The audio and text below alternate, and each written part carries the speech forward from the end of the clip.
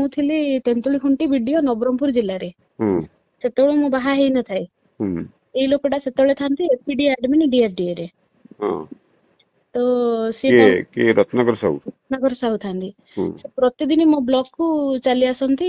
ମୁଁ ଫିଲ୍ଡ ଯାଇଥାଏ କିନ୍ତୁ ଜବରଦସ୍ତି ଆସନ୍ତି, ଆସିକି ମତେ ଟିକେ ବିରକ୍ତ କରନ୍ତି। ମୁଁ ଦେନ୍ ଆଣ୍ଡ ଦେନ୍ କଲେକ୍ଟର ଆମର ଅଜିତ ମିଶ୍ର ସାର୍ ଥିଲେ, ତାଙ୍କୁ ଜଣେଇଲି। ସେ ପ୍ରତିଦିନ ଆସି ଟିକେ ବିରକ୍ତ କରୁଛନ୍ତି। ସେଠୁ ତାଙ୍କୁ ମନା କରାଗଲା, ତୁମେ ଅମୁକା ବିଡିଓ ପାଖକୁ ସବୁଦିନ ଯିବନି, 15 ଦିନରେ ଥରେ ଯଦି ଯିବ ରିଭ୍ୟୁ କରିବ। ସେଠୁ ଭାଇ ସିଏ କଣ ହେଇଛି, ମୁଁ ତାପରେ ବଦଳି ନେଇଛି ସେଇ ଜିଲ୍ଲାରେ ହିଁ କଷାଗୁମୁଡା ବିଡିଓ ମୋର କରିଛନ୍ତି, କଲେକ୍ଟର କରିଥିଲେ। ସେଠୁ ମୁଁ କଷାଗୁମୁଡା ବ୍ଲକ କୁ ଗଲି। ସେତେବେଳକୁ ଦୁର୍ଭାଗ୍ୟକୁ ଏଇ ଲୋକଟା ପୁଣି ଏଡିଏମ ହେଲା, ପୁଣି କଣ ଧରାଧରି କରିକି ସେଇଠି ପିଡି ହେଇଗଲା। ସେଇଠି ତାଙ୍କର ଲଙ୍ଗେଷ୍ଟ ଟେନ୍ୟୁର ମୋର ଦେନ୍ 20 years। ସେତିକି ଭିତରେ ମ୍ୟାରେଜ ହେଇଯାଇଛି ଭାଇ। କାହାର ମ୍ୟାରେଜ ହେଇଗଲା? ମୋ ମ୍ୟାରେଜ ହେଇଗଲା। ମ୍ୟାରେଜ ହେଇଗଲା ପରେ ମଧ୍ୟ କଷାଗୁମୁଡା ଗଲା ବେଳକୁ ସିଏ ଯେତେବେଳେ ପିଡି ହେଇଗଲେ ମତେ ସେ ଡାଇରେକ୍ଟ ହଇରାଣ କରିବାକୁ ଆରମ୍ଭ କଲେ। ସେ ସଞ୍ଜ ବେଳକୁ ଡାକନ୍ତି, 6ଟା ବେଳକୁ ମିଟିଂ ଆସିବ। ଅନ୍ୟମାନେ ଯାଆନ୍ତି, ମୁଁ ଥରେ ଦିଥର ଗଲି, ମତେ ଟିକେ ହାରାସ କଲେ ଭଳିଆ କଥାବାର୍ତ୍ତା କଲେ। ପୁଣି ପ୍ରତିଥର ଏମିତି ଡାକିଲେ, ସବୁ ମିଟିଂ ରେ ମତେ ମାନେ ବହୁତ ଖରାପ କଥା କହନ୍ତି। ଯେହେତୁ ତାଙ୍କ ରାତି 8ଟା ଯାଇ ବସ ବୋଲି ହଇରାଣ କରନ୍ତି। ପୁଣି ମତେ ସେଇ ବ୍ଲକ କୁ ଫେରିବା ଅସୁବିଧା ହୁଏ। ତ ମୁଁ ଏମିତି ଗୋଟେ ଦିଟା ମିଟିଂ ଯେତେବେଳେ ମୁଁ ଆଉ କ୍ୱିଟ୍ କଲି, ଗଲିନି, ମୁଁ କଲେକ୍ଟରଙ୍କୁ ଜଣେଇଲି। ସେ କଲେକ୍ଟରଙ୍କୁ ନିଜ ଆଡକୁ ନେଇଗଲେ, କହିଲେ ଇଏ କାମ କରୁନି, ଇଏ କରୁନି। କିନ୍ତୁ ଜିଲ୍ଲାରେ ମୋ ବ୍ଲକ ଟା ଫାଷ୍ଟ ହଉଥିଲା। ତାରି ଭିତରେ ଏଇ କୋଭିଡ ପରିସ୍ଥିତି ଆସିଛି। ସବୁ ଆମେ ଟଙ୍କା ଦେଇଛେ, ସିଏ ଗୋଟେ ମିଛ ଆଲିଗେସନ କଲେ ମୋ ନାଁରେ, ନା ଇଏ କୋଭିଡ ଟଙ୍କା ସବୁ ଖାଇଯାଇଛନ୍ତି।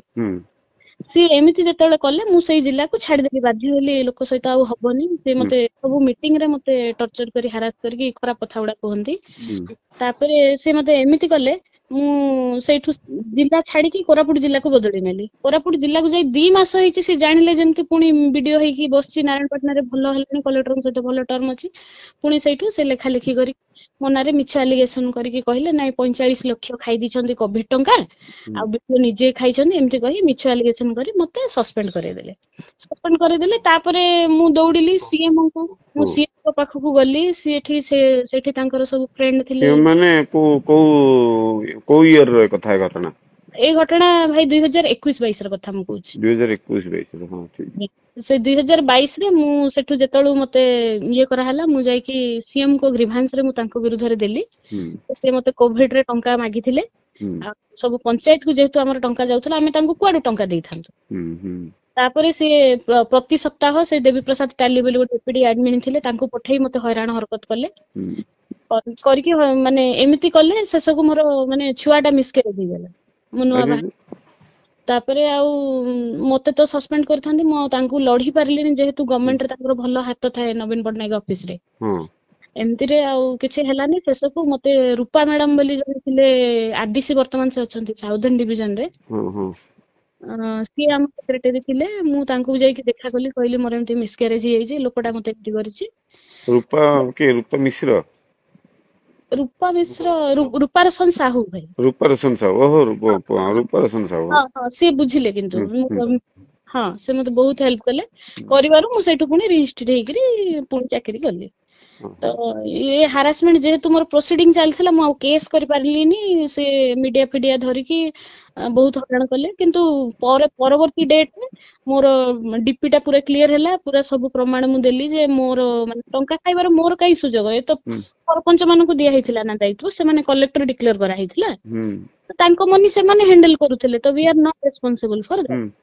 କିନ୍ତୁ ଏଇ ଲୋକଟାର ଯେହେତୁ କୁଦୃଷ୍ଟି ଥିଲା, ମତେ ପ୍ରତିଥର ଯୋଉ ମାନେ ଖରାପ ଭାଷାରେ ଅଶ୍ଳୀଳ ଭାଷା ପୁରା ପ୍ରୟୋଗ କରିକି ମିଟିଂ ରେ ସବୁ ଗାଳି କରୁଥିଲା। ଆଜ୍ଞା। ଆଉ କରିକି ପୁରା ମେଣ୍ଟାଲ ହାରାସ କରିକି ଆଇ ଲଷ୍ଟ ମାଇ ଚାଇଲ୍ଡ। ଆଉ ମୋର ପ୍ରଥମ ଛୁଆଟା ଖରାପ ହେଇଯାଇଛି ତା ଯୋଗୁଁ। ଏବେ କୋଉଠି ଅଛନ୍ତି ଆପଣ, ଦାୟିତ୍ୱରେ କଣ? ଏବେ ମୁଁ କଳାହାଣ୍ଡିରେ ଥିଲି। ସେଠିକାର ଚେୟାରମ୍ୟାନ ସହିତ କଥାବାର୍ତ୍ତା କରିକି ପୁରା ମୋ ଗାଡିର ଡୋରରେ 5 ଲକ୍ଷ ଟଙ୍କା ରଖିଲେ। ସେ କେସ୍ ଟା ଶୁଣିଥିବେ ଆପଣ ଭାଇ? ନା ନା। ଏଇଟା ଗୋଟେ ଭିଜିଲାନ୍ସ କେସ୍ ହେଲା। ଭିଜିଲାନ୍ସ କେସ୍ କଲେ ମୋ ନାଁରେ। ହଁ। ପୁଣି ମୋ ଡୋରରେ ଟଙ୍କା ଥୋଇଦେଲେ। ଟଙ୍କା ଥୋଇକି କହିଲେ ଆପଣ ରଖିଛନ୍ତି, ତାର ବି କିଛି ପ୍ରମାଣ ନାହିଁ। ଟିକେ ହଇରାଣ ହରକତ ମତେ କଲେ, ମୁଁ ସେଇ ସସ୍ପେନସନରେ ରହିଲି ଆଉ। ଏବେ ସସ୍ପେନସନରେ ଅଛନ୍ତି? ଆଜ୍ଞା।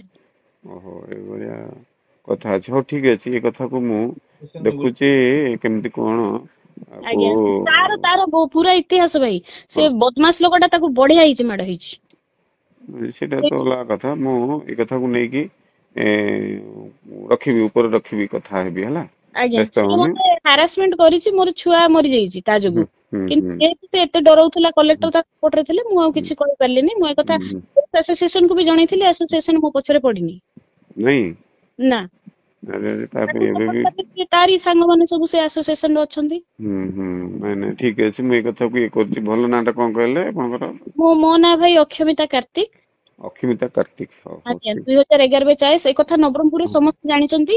ସବୁ ଷ୍ଟାଫ ଆପଣ ଯାହାକୁ ପଚାରନ୍ତୁ ସେ ମତେ ବହୁତ ହାରାସ କରିଛି ଆଉ ତାର ଇତିହାସ ଅଛି। ସେ ବରିଗୁମା ଜିଲ୍ଲାରେ ଥିଲାବେଳେ ତାରି ଯୋଗୁ ଜଣେ ସୁଇସାଇଡ କରିଥିଲେ ବ୍ଲକରେ।